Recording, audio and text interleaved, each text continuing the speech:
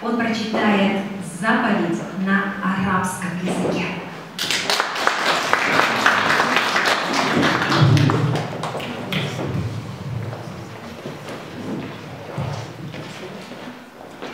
Здравствуйте. Я буду читать заповедь Украины. По-арабски может быть понял, я не знаю.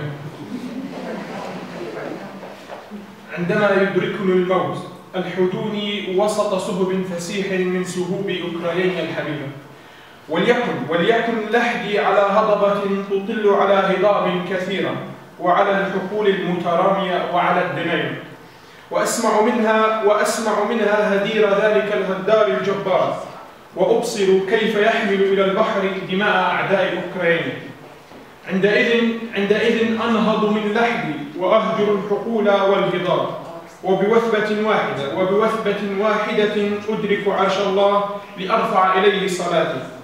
أما قبل ذلك فأنا لا أعرف الله. الحدوني ثم هبوا وحطموا الأصفاد وبدماء الأعداء البغيضة رووا الحرية. ثم لا تنسوا أن تذكروني بكلمة طيبة في أسرتكم الجديدة العظيمة، أسرة الحرية.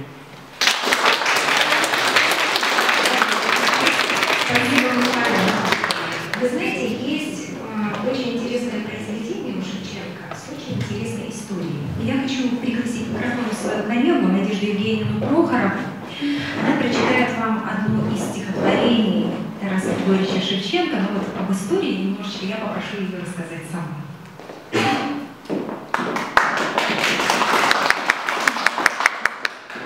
Здравствуйте. Я хочу немного рассказать о произведении, о поэме «Сова». О нем мало что известно, вполне возможно, потому что в нем нет каких-то отсылок к историческим событиям на Украине. Оно рассказывает о трагедии простой украинской женщины. Начинается произведение с молитвы матери за новорожденного сына и с ее колыбельной. И, конечно же, как любая мать в этой колыбельной, она пророчит своему сыну, то есть просит у неба для своего сына всех благ. Но трагедия заключается в том, что, как Тарас Григорьевич Шевченко говорит в своем произведении, что не все зависит от материнской молитвы. Если бы она могла, она, конечно, бы защитила. Сначала женщина становится вдовой, ей приходится наниматься к богатым своим односельчанам, чтобы как-то прокормиться самой и прокормить своего сына.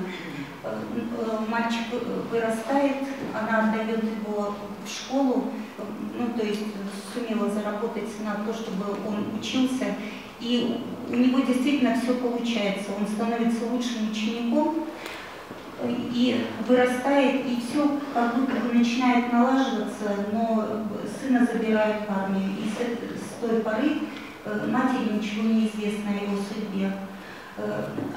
Затем она, чем дальше, тем старше она становится, и ей не удается уже устраиваться куда-то на работу, все сельчане от нее отворачиваются, и от горя, от безысходности, от того, что она не знает ничего о своем сыне, и никто не протягивает ей руку помощи, она сходит с ума.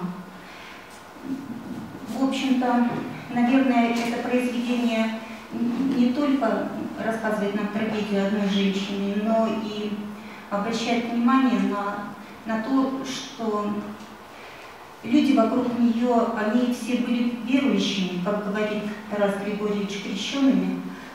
Однако самое, наверное,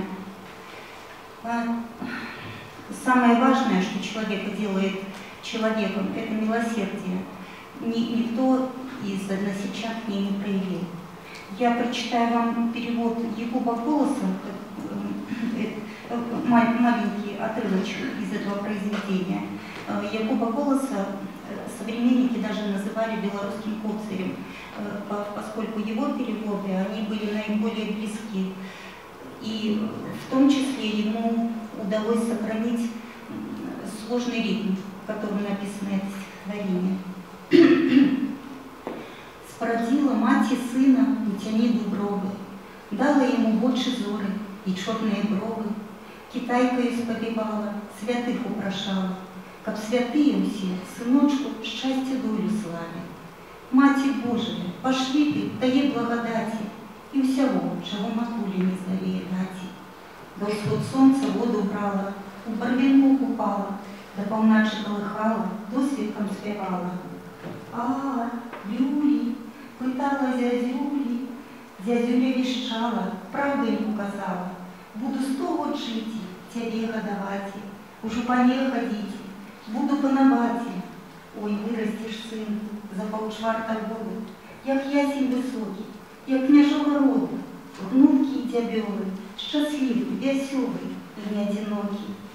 Найду тебе ровно, хоть за морем сидим, або крамаровну, або цветниковну, таки панну, сыну, у червоних чаровіках, у зелених жупані, по світлиці походжає, як папа, як пані, де з тобою розмовляє. У хаті був рай, а я сяджу на покуті, тільки поглядаю. Ой, моє дитятко, ой, сині мой сині, ті єсть лепше на всім світі, на всій Україні. Нема лепшого, не буде, дивуйтеся, люди, нема лепшого, а долю роздобудем. Ой, зязюля, зязюленька, на что куковала, на что ты ее долгий ходок 100 лет обещала? Хіба ж есть на этом свете слухмяная воля? Ох, как было! Змогла б маті з німецького поля своїм діточкам закликать і долю, і волю. Дык жа не, а зломя долі сустрінеться усюди, і на шляху, і без шляху, всюди, де есть люди.